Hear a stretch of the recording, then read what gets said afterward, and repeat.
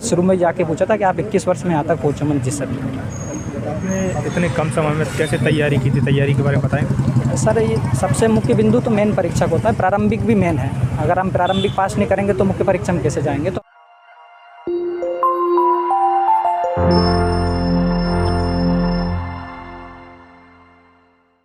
Sir आपका नाम क्या है? मेरा नाम विष्णु गुर्जर है। कहाँ से बेसिकली? मैं गुना जिले से। कौन सा अटैम्प्ट था आपका? मेरा प्रथम अटेम्प्ट। प्रथम अटैम्प्ट। तो बोर्ड कौन सा था अपना? मेरा सर जी का बोर्ड। प्रश्न कैसे पूछेगा इंटरव्यू में? प्रश्न मेरे से सर्वप्रथम तो मेरे स्कूल में जंपिंग की है, मतलब 10वीं दूसरी जगह से 12वीं उससे लेकर पूछा था। और मेरी कास्ट गुर्जर है, इसलिए मेरे से ये पूछा था तुम लड़के तो इधर उधर नहीं गए थे इस स्कूल से चेंज करके तुमने लड़के दूसरे स्कूल में। सर ऐसा नहीं है। इसके बाद उन्होंने मुझसे इतिहास जो लेखन हो रहा है पुनर्लेखन, इसको लेकर पूछा था कि ये आपको क्या लगता है ऐसा होना चाहिए। जो शहरों के नाम परिवर्तन हो रहे हैं उसको लेकर भी पूछा था कि जो ये शहरों के नाम परिवर्तन हो रहा है इसमें आपका क्या ओपिनियन है। और सर ज़िले से भी क्वेश्चन पूछे थे कि आपके ज़िले में कोई ऐसी प्रसिद्ध औद्योगिक इकाई है। तो मैंने उन्हें बताया था सर हमारे ज़िले में 2 NFL और गेल है। इसके गेल के बारे में पूछने लगे वो कहाँ से कहाँ तक इसका वो जाता है, तो मैंने उन्हें बताया है। इसके अलावा सर जो मैम थी उन्होंने मुझसे फिल्मों को लेकर पूछा था कि आपने कश्मीर फाइल फिल्म देखी है। तो मैंने सॉरी मैम मैंने नहीं देखी है। फिर उन्होंने पूछा बाजीराव मस्तानी, मैंने सॉरी मैम वो भी मैंने नहीं देखी है। तो उन्होंने कहा आप इतिहास के छात्र और आप फिल्म को नहीं देखते हो, केवल एक पढ़ने तक सीमित रहेगा। मैंने हो सकता है मैम हम पढ़ने तक सीमित रहेगा, लेकिन टाइम नहीं मिला ऐसा। इसके बाद साइकिलिंग मेरी हॉबी थी, तो उन्होंने साइकिलिंग से भी पूछा था कि आप साइकिलिंग करने से आपको क्या क्या लाभ मिलते हैं। तो मैम सर्वप्रथम मूड फ्रेश होता है कि मूड फ्रेश होना क्या होता है। तो मैम मानव है तो हमें तनाव आ जाता है। मैम साइकिलिंग करने से हमें ऐसा लगता है कि हम तनाव से मुक्त हो गए हैं। क्या कब करते हो? मैंने सुबह करते हैं। इसके मैंने उन्हें बताया कि मैंने 10वीं तक की जो पढ़ाई है वो भी साइकिल से जाकर की, कि ये तो तुम्हारी परिस्थिति नहीं मन में। इसके बाद में हमने इसे हॉबी के रूप में अपना लिया है। और उन्होंने मुझसे बाजीराव को लेकर, अशोक महान को लेकर, मेरा हिंदी साहित्य रहा है तो मेरा सर्जन हिंदी साहित्य को लेकर भी कुछ क्वेश्चन 1-2 पूछे थे। इसके अलावा उन्होंने मुझसे पूछा था कि जो भक्ति काल से स्वर्ण काल क्यों कहते हैं। और उन्होंने लोक जो साहित्य होते हैं उसकी विधाएँ पूछी थी। मैंने सॉरी सर मुझे याद नहीं है।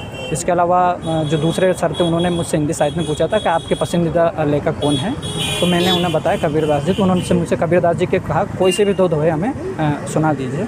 मैंने 2। इसके बाद उन्होंने पूछा था कोई सा ऐसा मत है जो कबीरदास जी को आपको अच्छा लगता है। तुम तक करंट से कोई प्रश्न नहीं पूछा था? करंट से सर जैसे कि अभी आज NRC का कुछ कर्नाटक में कल घोषणा हुई है, तो इससे जोड़कर उन्होंने शाहीन बाग पूछा था कि शाहीन बाग क्या है, कभी चर्चे में रहा है, क्यों रहा है, इसके बता सकते हो।